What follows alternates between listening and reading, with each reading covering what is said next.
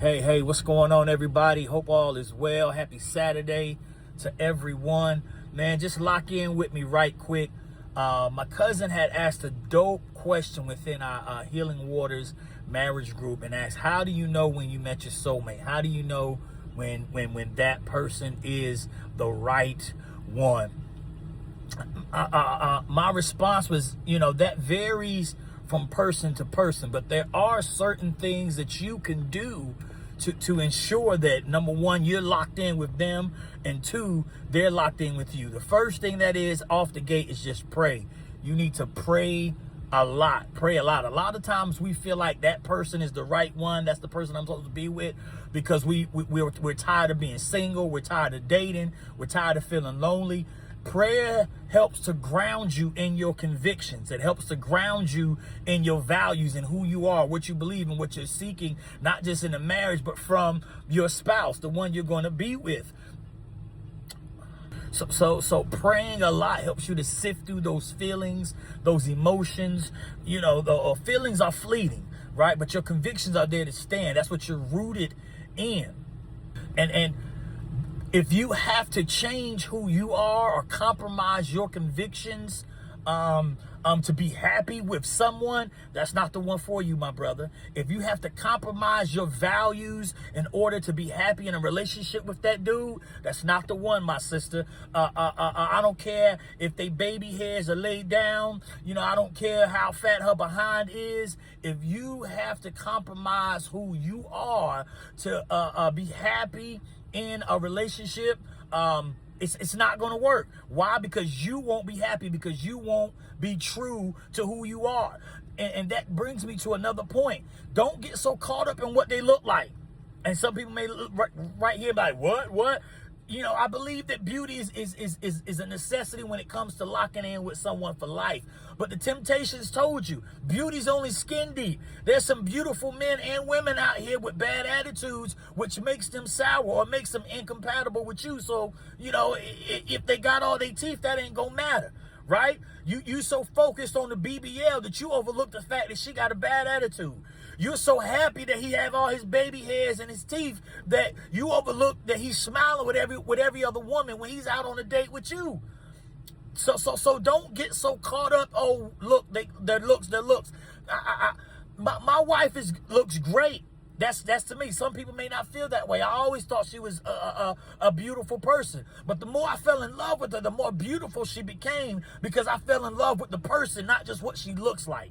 Come on, somebody. You got to fall in love with people for who they are, not just because what they look like, because there's some people who are locked in with somebody and you probably think, man, he ugly.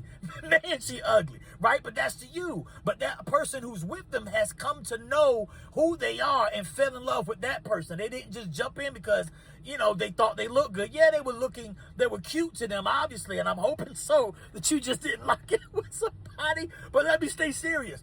But that's the beauty of remaining true to who you are, remaining true to your convictions, right? So the next thing is, point 2 is,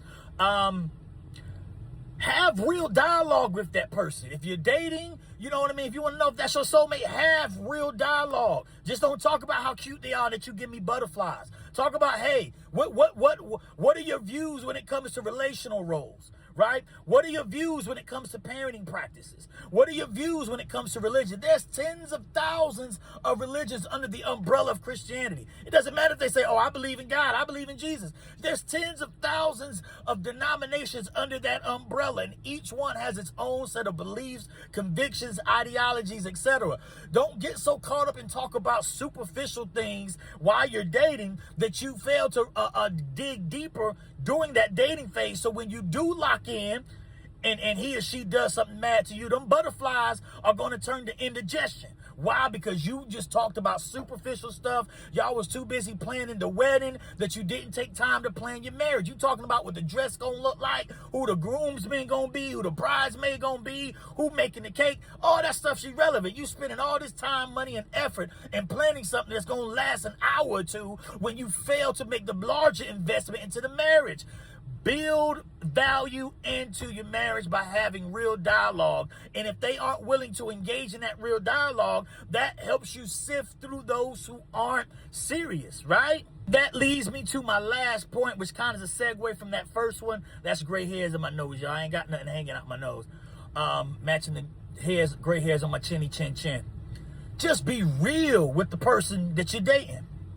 If you tell them, hey, I'm dating because I want to marry. You know, I'm just not out here trying to clap cheeks. I'm just not out here running these streets. I'm dating because I'm trying to find the woman that I want to spend the rest of my life with. I'm dating because I want to find the man I want to spend the rest of my life with. And while I'm saying that can't be done if you out here giving up the goodies. You know what I'm saying, fellas? Just because she throwing it at you don't mean you have to play catch. Sisters, you can't keep breaking these dudes off a piece of your cookie, because after all, you're going to be left with crumbs. And you can't feed the one you're trying to lock in with crumbs, right? But if you're locking in, if you're having these this real dialogue, being upfront, that'll help sift through. Because if you're telling him or her, yo, I'm dating to marry, they might just be like, oh, I thought this was just a fling. And that'll help separate them. Separate those who are serious from those who not. We at 6 minutes. We over 6 minutes. Y'all lock into this vid. Watch the whole thing. If you can't watch the whole thing through your first sitting, save it.